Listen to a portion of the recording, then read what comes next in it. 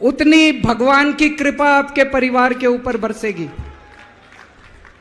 इस कहानी का जितना प्रचार प्रसार करोगे उतना देश की तरक्की होगी, उतना समाज की तरक्की होगी।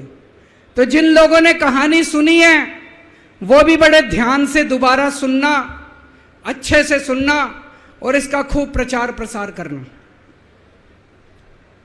यह कहानी एक राजा की है, एक चौथी पास राजा की कहानी है, एक अहंकारी राजा की कहानी है, एक भ्रष्टाचारी राजा की कहानी है। आप लोगों ने राजा और रानी की कई कहानियां सुनी होंगी। इस कहानी में राजा तो है, रानी नहीं है।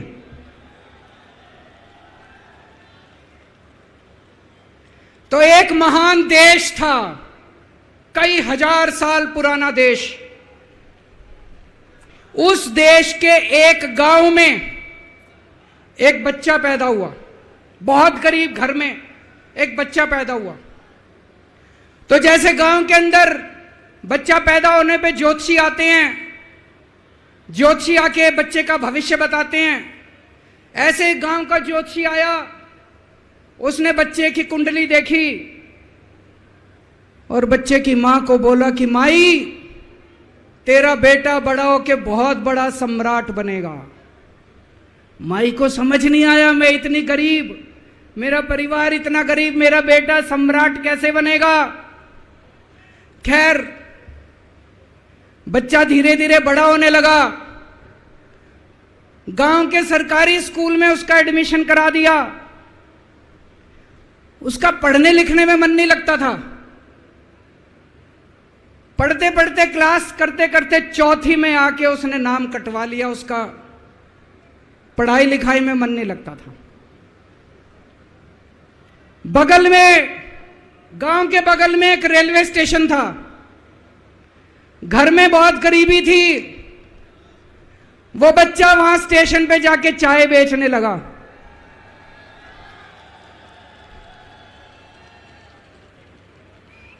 चाय बेच के अपना गुजारा करता था। वो भाषण बहुत अच्छा देता था, बचपन से ही बड़ा अच्छा भाषण देता था। गांव के लड़कों को इकट्ठा कर लेता और भाषण देना चालू करता। धीरे धीरे आसपास के गांव में फैल गया कि यह बच्चा भाषण बड़े अच्छे देता है। आसपास के लड़के भी इकट्ठे हो गए और जो मर्जी टॉपिक हो भाषण देना चालू कर देता था और रुकता ही नहीं था, घंटों घंटों तक भाषण देता रहता था। बच्चा बड़ा हुआ। ज्योतिषी ने कहा था बड़ा होके बच्चा उस महान देश का सम्राट बन गया। लेकिन राजा तो अनपढ़ था, उसे तो कुछ आता नहीं था। अफसर आते, उस अनपढ़ राजा से जहां मर्जी साइन करा लेते, जहां मर्जी जो मर्जी साइन करा लेते। वो राजा अनपढ़ था, उसे लगता था मैं अगर अफसरों से पूछूंगा तो मेरी कमजोरी सबके सामने प्रकट हो जाएगी। अफसरों को लगेगा मेरे को कुछ आता नहीं है। अफसर जो मर्जी लेके आते थे वहां साइन कर देता था। वो धीरे धीरे पूरे देश के अंदर फैल गया कि राजा अनपढ़ है, राजा अनपढ़ है। राजा को बड़ा बुरा लगने लगा। तो राजा ने कहीं से एक फर्जी डिग्री का जुगाड़ कर लिया। एक फर्जी डिग्री का जुगाड़ कर लिया, एमए की डिग्री का। और राजा बोला मैं एमए हूं। पर सच्चाई तो पूरे देश को पता थी, राजा तो अनपढ़ था। धीरे धीरे राजा अहंकारी भी होता गया। अहंकारी राजा और ऊपर से अनपढ़। जो मर्जी उस राजा के पास जाता और राजा से कुछ भी पास करा के ले आता। एक बार कुछ लोग गए, राजा को बोले जी नोटबंदी कर दो, नोटबंदी करने से भ्रष्टाचार खत्म हो जाएगा, आतंकवाद खत्म हो जाएगा। राजा को कुछ समझ नहीं आया। राजा की खूब चमची मारी उन्होंने। राजा ने एक दिन शाम को टीवी पे आके 8 बजे नोटबंदी कर दी। पूरे देश का बेड़ा गर्क हो गया दोस्तों। लंबी लंबी बैंकों के सामने लाइनें लग गई, कई लोग मर गए, दुकानें बंद हो गई, रोजगार बंद हो गए, बड़ी बड़ी इंडस्ट्री बंद हो गई, पूरे देश का बेड़ा गर्क हो गया। फिर एक दिन कोई आके बोला जी 2000 का नोट ले आओ। राजा 2000 का नोट ले आया। 4 साल बाद कुछ लोग आके बोले जी 2000 का नोट बंद कर दो। राजा ने 2000 का नोट बंद कर दिया। राजा को अक्ल तो थी नहीं, बेवकूफ था, अनपढ़ था। कभी 2000 का नोट चालू करता था, कभी 2000 का नोट बंद करता था। एक बार कुछ लोग आके बोले जी ये किसानों के कानून बना दो, इस कानून से किसानों का भला होगा। राजा ने कानून बना दिए। पूरे देश के किसान सड़कों पे उतर आए। 750 किसान मर गए आंदोलन में, और 1 साल के बाद राजा को वो तीनों कानून वापस लेने पड़े। एक बार उस देश के अंदर बहुत बड़ी महामारी फैल गई, चारों तरफ महामारी फैल गई, लोग मरने लगे। किसी ने आके बोला जी थाली बजवाओ तो देश ठीक हो जाएगा। तो राजा ने पूरे देश में थाली और चम्मच बजवा दिए। महामारी तो नहीं बची, महामारी तो फैली रही। किसी ने आके कहा जी डॉक्टरों की जरूरत पड़ेगी, दवाइयों की जरूरत पड़ेगी, इंजेक्शन की जरूरत पड़ेगी, तब महामारी रुकेगी। राजा अपने दोस्तों का बड़ा ख्याल रखता था।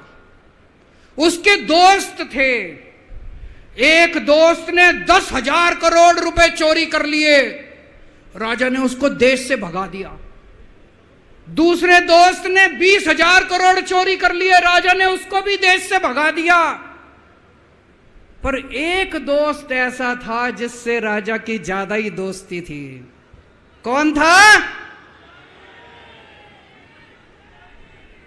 उसको उन्होंने सारे एयरपोर्ट बेच दिए, सारे जहाज बेच दिए, सारे सीपोर्ट बेच दिए, उन्होंने आसमान बेच दिया, जमीन बेच दी राजा ने, खदानें बेच दी। उस दोस्त पे राजा मेहरबान था। राजा का एक और दोस्त था। वो दोस्त इतना गंदा था कि उसने कुछ अंतर्राष्ट्रीय खिलाड़ी महिलाओं के साथ बदतमीजी करी, लेकिन राजा ने दोस्ती नहीं छोड़ी। मजाल जो उस दोस्त के ऊपर कोई आंच आ जाए, राजा उस दोस्त के साथ खड़ा रहा, लेकिन उसने खिलाड़ियों का समझा। राजा का एक और दोस्त था। उस दोस्त ने किसानों के ऊपर गाड़ी चढ़ा दी, रौंद दिया, कुचल दिया किसानों को। राजा ने अपनी दोस्ती नहीं छोड़ी। इस बात पे तो दाद देनी पड़ेगी कि राजा दोस्तबाज था, 1 नंबर का दोस्तबाज था। चारों तरफ अत्याचार हो गया, चारों तरफ देश के अंदर इनके अपने लोग जो थे वो बलात्कार करने लगे, गलत काम करने लगे, हाहाकार मच गया। जो राजा के खिलाफ बोलता, राजा उसको पकड़ के जेल में डाल देता। एक दिन एक पत्रकार ने कार्टून बना दिया राजा के खिलाफ, उस पत्रकार को उठा के जेल में डाल दिया। एक दिन एक किसी पत्रकार ने उनके खिलाफ कुछ लिख दिया, उसको पकड़ के जेल में डाल दिया। जो राजा के खिलाफ बोले उसका बेड़ा गर्क। कोई जज अगर उस राजा के खिलाफ ऑर्डर करता था, राजा उसको बख्शता नहीं था। चारों तरफ अत्याचार, महंगाई, बेरोजगारी। ऊपर आसमान में देवता ये सब देख रहे थे कि पृथ्वी के ऊपर कितना घनघोर अत्याचार हो रहा है। सारे देवता इकट्ठे हुए, देवताओं ने मीटिंग करी। सारे देवता मिलकर शिवजी महाराज जी के पास गए और कहा, महाराज कुछ करो, पृथ्वी के ऊपर अन्याय हो गया, अत्याचार हो गया, चारों तरफ बलात्कार, चारों तरफ हाहाकार मचा हुआ है, जनता परेशान हो रही है।